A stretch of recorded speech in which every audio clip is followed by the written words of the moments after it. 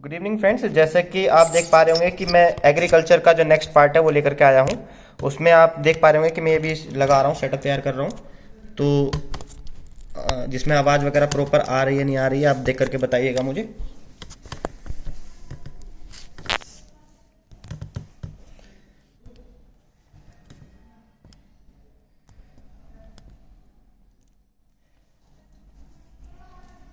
तो फ्रेंड, जैसा कि आप सभी काफ़ी टाइम से सोच रहे होंगे कि एग्रीकल्चर जेई का पेपर नहीं हुआ है, बट पेपर अब रेंडमली हो जाना है और ये आपको सरप्राइज भी करेगा ये पेपर, क्योंकि ये पेपर आपका मई जून में हो जाएगा।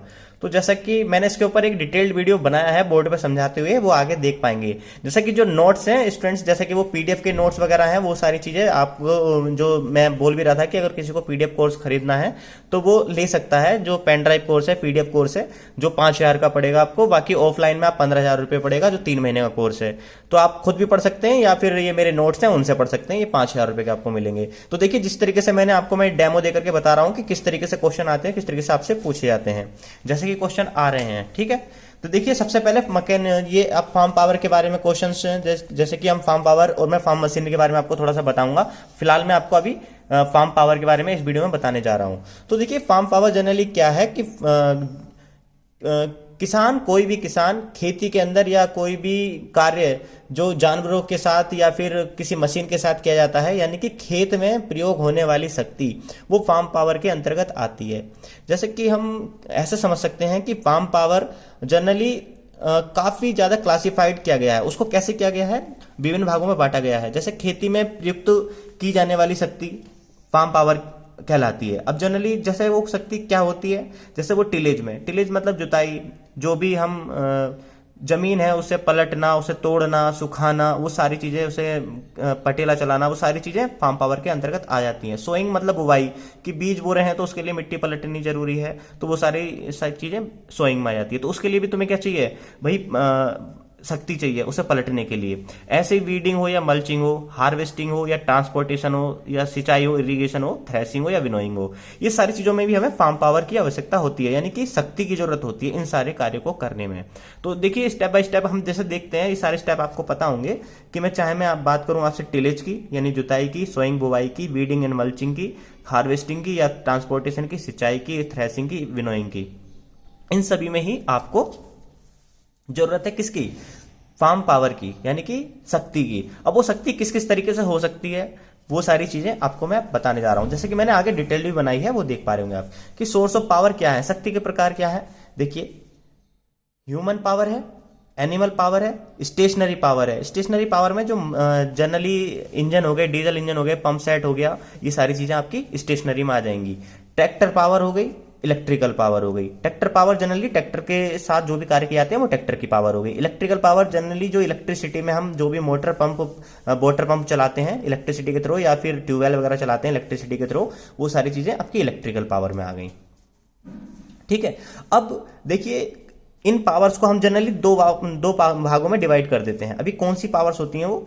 जैसे कि एक को हम बोलते हैं एनिमेट पावर, दूसरी को इनएनिमेट पावर। एनिमेट पावर वो होती है जो सजीव हमें केवल दो ही चीजों से मिलेगी, एक तो ह्यूमन से मिलेगी सजीव पावर और एक एनिमल से मिलेगी।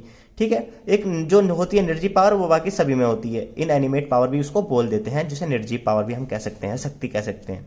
अब ह्यूमन पावर के बारे में जैसा कि मैंने डिटेलिंग से वीडियो में ही बताया है आपको समझा करके, और प्लस में आपको ये डेमो इसीलिए बता रहा हूं दे करके कि जिससे कि आपको पता चलता रहे।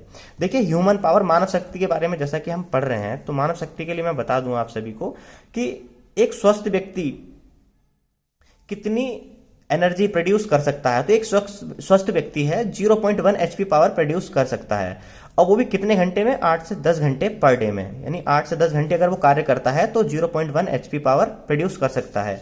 जैसे कि मैंने आपको बता दिया कि एक हॉर्स पावर इक्वल होता है 746 वोट के, 746 वोट के। ठीक है, अब मैं बात करूं कि महिलाओं के लिए बात करूं, तो महिलाएं एक दिन में 8 से 10 घंटे कार्य करती हैं, तो वो 48 वाट की पावर प्रोड्यूस कर सकती हैं। और बच्चों की बात करूं तो वो 30 वाट की जो पावर है वो प्रोड्यूस कर सकते हैं। ऐसे ही ये पुरुष लिखा है 60 वाट, तो इससे कंफ्यूज ना हो। 60 वाट का मतलब है कि सस्टेनेबल, मतलब कि जो व्यक्ति रोजमर्रा डेली के कार्य कर रहा है, चाहे वो महिला हो या बच्चे हो, उनके लिए जो पावर है अगर इस तरीके से आती है तो उनका रेशियो हम ऐसे बताएंगे। महिला के लिए 48 वाट, बच्चे के लिए 30 वाट और पुरुष के लिए 60 वाट। और एक स्वस्थ व्यक्ति की बात करेंगे तो 0.1 HP। अगर 0.1 HP को अगर मैं वाट में चेंज करूं तो मैंने बताया 1 HP में 746 वाट होते हैं, तो 0.1 को अगर मैं मल्टीप्लाई करूंगा 746 से तो ये करीब आ जाएगा आपका 74.6, यानी कि लगभग 75 वाट के आसपास। तो ठीक है, देखिए एक स्वस्थ व्यक्ति के लिए इतना ठीक है। अब देखिए जनरली ये जो हम पावर है, ह्यूमन की पावर किस तरीके से प्रयोग करते हैं, तो चाफ कटर जो मशीन देखी होगी आपने, जो घर में आपके जितनी भी फसल है उसे काटने के लिए यूज होती है। निराई गुड़ाई में हम जैसे मान लिया खुरपा है, खुरपी है, फावड़ा है, उससे खरपतवार निकालते हैं। पानी उठाने में तो ये सारी एनर्जी इस तरीके से हम प्रयोग करते हैं। ठीक है, ये हो गया आपका ह्यूमन पावर। अब अगला क्वेश्चन, ह्यूमन पावर से अब ये देखिए सॉरी एनिमल पावर। अब एनिमल पावर क्या है, वो सारी चीजें देखिए। एनिमल पावर के लिए जनरली आपको पता होगा कि जीव शक्ति जो बैलों का जोड़ा होता है, बैलों का जोड़ा जिसे अबुलोक ऑफ पेयर कह देते हैं, जो बैलों का जोड़ा अबुलोक ऑफ पेयर ये जनरेट करता है 1 HP की पावर 8 से 10 घंटे में। बैलों की जोड़ी, अगर एक बैल की बात करेंगे तो 0.5 HP की पावर जनरेट करता है।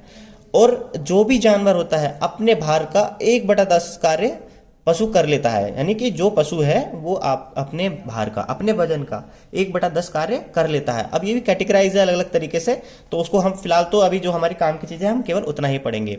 तो हम इसको 10% भी कह सकते हैं, जानवर अपने भार का 10% लगा देता है एनर्जी में। ठीक है, अब एक चीज और आती है, कई बार क्वेश्चन इस तरीके से पूछ लेता है कि 10 व्यक्तियों का कार्य एक जोड़ी बैलों के कार्य के बराबर होता है। 10 व्यक्तियों का कार्य यानी एक व्यक्ति का कार्य कितना था 0.1 HP, और एक जोड़ी बैलों का कार्य है 1 HP।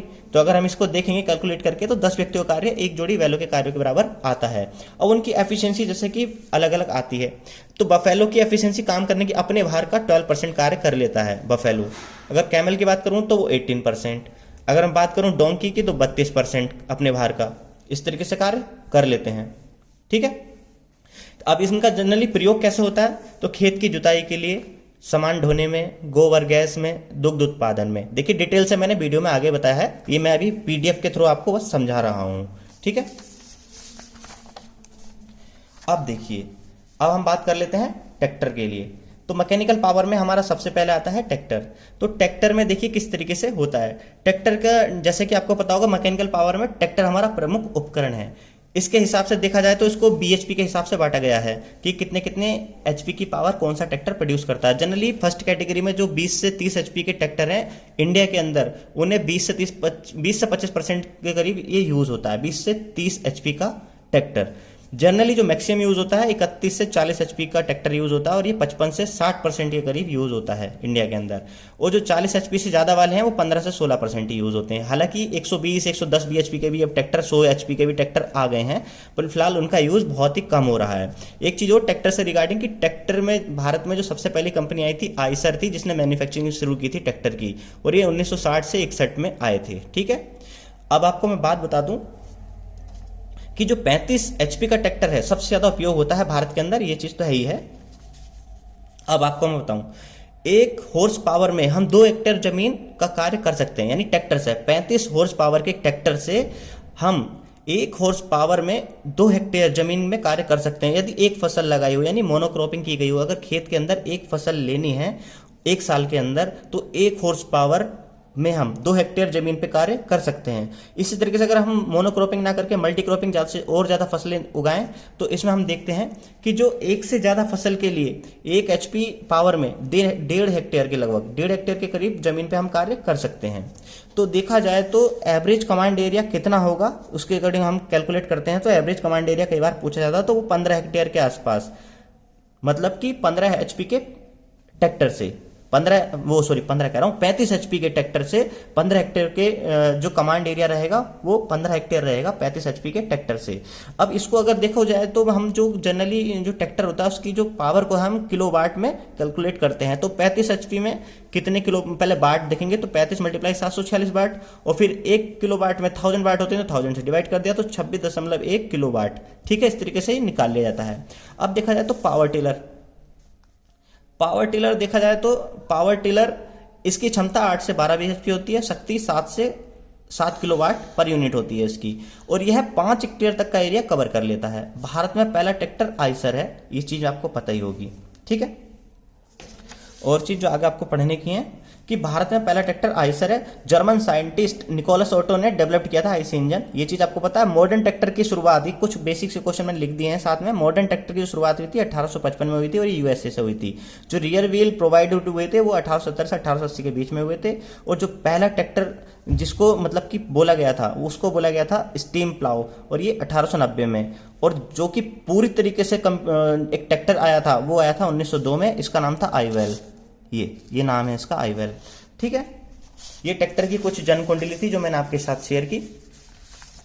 अब इसके साथ आगे देख लेते हैं, थोड़ा सा मैंने आगे बताया है, फिर ट्रैक्टर के बारे में और डिटेल्स बताई हैं। इलेक्ट्रिकल पावर में जनरली सिंचाई में कार्य में जो भी पंप चलाने में हमें बिजली की आवश्यकता होती है वो इलेक्ट्रिकल पावर के अंतर्गत आ जाती है, यानी स्टेशनरी पावर में आ जाती है। ठीक है, अब ट्रैक्टर के बारे में थोड़ा सा जो डिटेल से हम पढ़ेंगे आने वाले वीडियो में अगर आप चाहेंगे तो वो यह है कि fuel system, ignition system, cooling system, lubrication system, governor system और ये ट्रांसमिशन सिस्टम, ये मैंने आगे वीडियो में बताए हैं किस तरीके से हैं। तो इस तरीके से आपको अगर चाहते हैं कि आपको नोट्स मिल जाएं और आप मुझसे पढ़ना चाहते हैं और एग्रीकल्चर की प्रिपरेशन कर रहे हैं तो नोट्स आपको इस तरीके से मिल जाएंगे।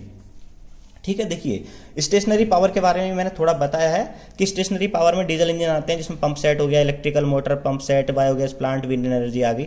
अब रिन्यूएबल एनर्जी इसी का पार्ट है, उसमें हम कैसे कैसे क्वेश्चन आंसर आएंगे। तो देखिए इसमें सोलर एनर्जी आती है, विंड एनर्जी आती है, बायोगैस एनर्जी आती है, हाइड्रो एनर्जी आती है। अब जो इसके ऊपर क्वेश्चन बेस्ड आते हैं वो इंपॉर्टेंट हैं, वो आपको समझने जरूरी हैं।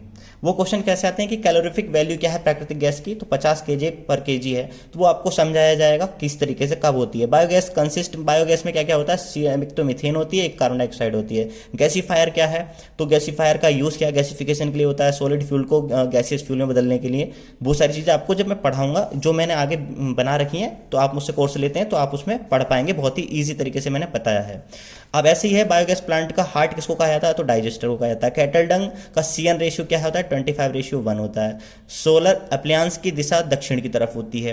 विंड पंप चलाने के लिए, अगर विंड से मतलब पंप चलाने के लिए, ये विंड से नहीं है, विंड पंप नहीं है, विंड से पंप चलाने के लिए जो एनर्जी होती है वाटर पंप है, ये वाटर पंप के लिए,